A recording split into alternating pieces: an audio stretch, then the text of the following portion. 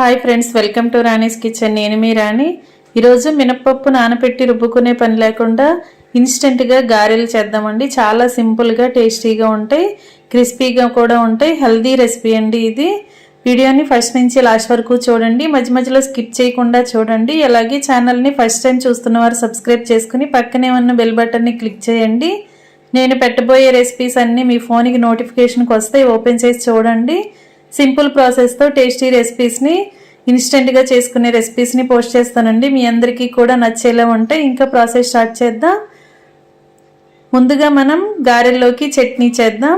దానికోసం 1 కప్పు కొబ్బరి ముక్కల్ని తీసుకుని మిక్సీ జార్లో వేసుకోండి. మీ ఘాటుకి తగ్గట్టుగా ఎండుమిర్చిని కూడా ఆయిల్లో ఫ్రై చేసుకుని చల్లారిన తర్వాత జార్లో వేసుకోండి. కొంచెంగా జీలకర్ర, టేస్ట్కి సరిపడా సాల్ట్, వెల్లుల్లి రెబ్బలు వేసుకుని కొంచెం ముందుగా నానబెట్టుకున్న చింతపండును కూడా వేసుకోండి. దీనిని బరకగా గ్రైండ్ చేయండి.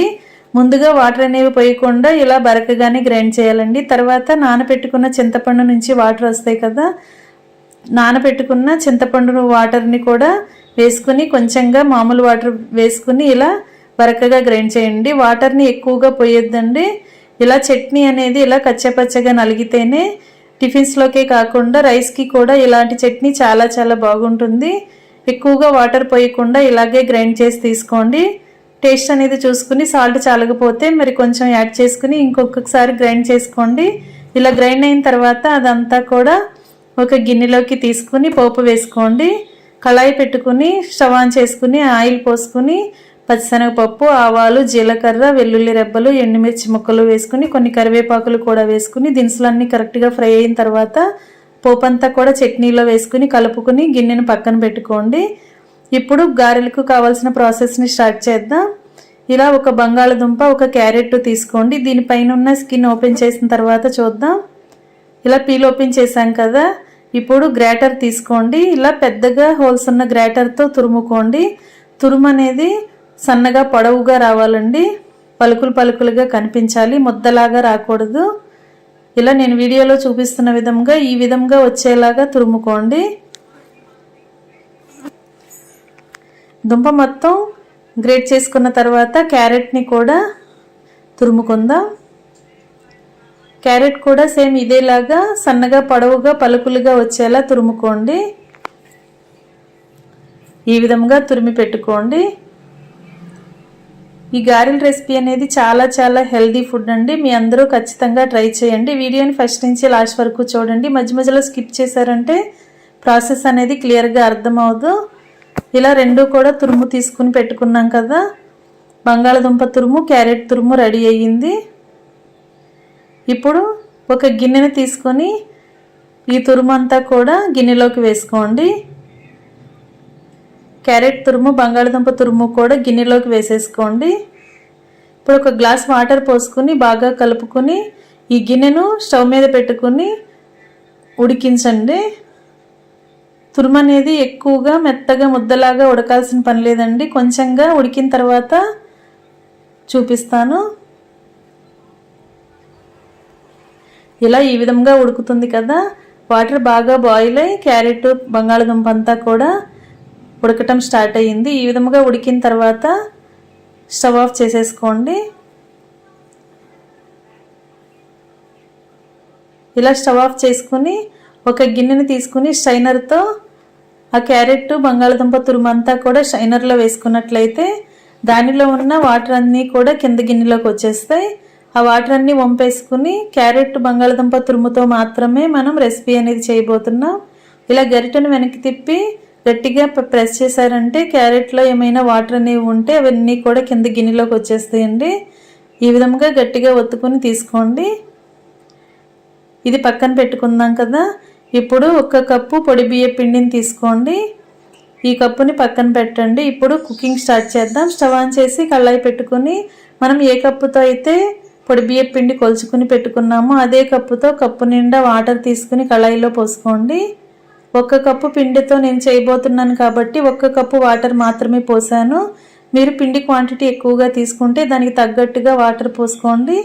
ఇప్పుడు టేస్ట్కి సరిపడా సాల్ట్, 1/2 టీ స్పూన్ పసుపు వేసుకున్న తర్వాత మనం వడగట్టుకుని పెట్టుకున్న క్యారెట్ బంగాళదుంప తురుమంతా కూడా కళాయిలో వేసేసుకోండి. ఒకసారి గరిటెతో బాగా కలిపిన తర్వాత అల్లాన్ని కూడా ఇలా తురుములాగా తీసుకుని వేసుకోండి. అల్లం తురుము కూడా వేసుకోండి. ఇప్పుడు సన్నగా కట్ చేసి పెట్టుకున్న పచ్చిమిర్చి ముక్కలు కూడా వేసుకుని, కడిగి పెట్టుకున్న కరివేపాకులు, కడిగి కట్ చేసి పెట్టుకున్న కొత్తిమీర కూడా వేసుకుని, 1 టేబుల్ స్పూన్ జీలకర్ర కూడా వేసుకోండి. నేను చూపించడం క్లిప్పింగ్ మిస్ అయిందండి. జీలకర్ర కూడా 1 టేబుల్ స్పూన్ వేసుకున్న తర్వాత అవన్నీ కూడా వాటర్లో బాగా కలిపి, వాటర్ని ఒకసారి టేస్ట్ చూడండి. సాల్ట్ కానీ పచ్చిమిర్చి ఘాటు కానీ మీ టేస్ట్కి తగ్గట్టుగా లేకపోతే యాడ్ చేసుకోండి. ఇప్పుడు వాటర్ కాగటం స్టార్ట్ అయ్యాయి కదా, ఇప్పుడు మనం కప్పు పిండిని కొలుచుకుని పక్కన పెట్టుకున్నాం కదా, ఆ పిండి అంతా కూడా అలా కాగుతున్న వాటర్లో వేసుకుని స్టవ్ ఆఫ్ చేసేసుకోండి. ఇప్పుడు ఈ పిండి అంతా కూడా వాటర్లో కలిసేంత వరకు గరిటెతో బాగా కలపండి. 1 టేబుల్ స్పూన్ ఆయిల్ కూడా వేసుకున్నట్లయితే పిండి అనేది ఉండలు కట్టకుండా పొడి పొడిగా బాగా కలిసిపోతుంది. ఈ విధంగా బాగా గట్టిగా ప్రెస్ చేస్తూ గరిటెతో కలిపినట్లయితే వాటర్ అన్నీ కూడా కరెక్ట్గా పిండిలో కలిసిపోయి పిండి అనేది సాఫ్ట్గా వస్తుందండి. ఈ విధంగా కలుపుకుని మూత పెట్టుకుని ఒక 10 నిమిషాలు పక్కన పెట్టుకున్నట్లయితే పిండి అంతా కూడా బాగా నానుతుంది, మగ్గుతుంది, అలాగే చల్లారుతుంది. చల్లారిన తర్వాత గరిటె పక్కన పెట్టేసుకోండి. చేత్తోనే ఇలా పిండిని గట్టిగా ప్రెస్ చేస్తున్నట్లుగా కలిపినట్లయితే మనం పోసుకున్న వాటర్ అనేవి కరెక్ట్గా కప్పు పిండికి కరెక్ట్గా సరిపోతాయండి. వాటర్ అనేవి అసలు యాడ్ చేయొద్దు. మీకు చేతులకి పిండి అంటుకుంటుంది అని అనిపిస్తే చేతులకి కొంచెంగా ఆయిల్ అప్లై చేసుకుని పిండి ముద్దని చపాతీ ముద్దలాగా రెడీ చేసి పెట్టుకోండి. అంతేకాని వాటర్ మాత్రం యాడ్ చేయొద్దు. ఈ విధంగా చేతికి ఆయిల్ అప్లై చేసుకుని పిండి అంతా కూడా రెడీ చేసుకున్నాం కదా, ఇప్పుడు చేతులకి ఆయిల్ అప్లై చేసుకుని మనకి ఏ సైజులో గారెలు చేసుకోవాలి అని అనుకుంటామో ఆ సైజులో బాల్స్ లాగా పిండిని ముద్దల్లాగా రెడీ చేసుకోండి. ఇలా చిన్న చిన్న పిండి ముద్దల్ని రెడీ చేసుకుని ఒక ప్లేట్లో పెట్టుకోండి. ఇప్పుడు గారెలు ఒత్తుకుందాం. అరచేతికి ఆయిల్ని అప్లై చేసి ఇలా నేను చూపించే విధంగా పిండి ముద్దని అరచేతిలో పెట్టుకుని ఇలా మధ్యలోకి హోల్ చేసుకోండి. ఇలా రంధ్రాన్ని పెట్టుకున్నట్లయితే గారెంతా కూడా లోపల వరకు మొత్తం కూడా ఈవెన్గా డీప్ ఫ్రై అయ్యి తింటున్నప్పుడు క్రిస్పీగా టేస్టీగా అనిపిస్తుంది. ఈ విధంగా మధ్యలో ఉన్న రంధ్రాన్ని కొంచెం పెద్దగా పెట్టుకున్నట్లయితే గారె కరెక్ట్గా ఫ్రై అవుతుందండి. ఈ విధంగా చేసి పెట్టుకోండి. గారె మనం రంధ్రాన్ని పెట్టుకునేటప్పుడు పిండి అనేది ఏమైనా క్రాక్స్ అనేది వస్తే అలా రాకుండా మరలా చేతికి ఆయిల్ అప్లై చేసుకుని ఆ క్రాక్స్ అన్నీ కూడా సరి చేసుకుంటూ గారెను ఒత్తుకోండి. ఈ విధంగా మిగిలినవన్నీ కూడా గారెల్లాగా రెడీ చేసి పెట్టుకోండి.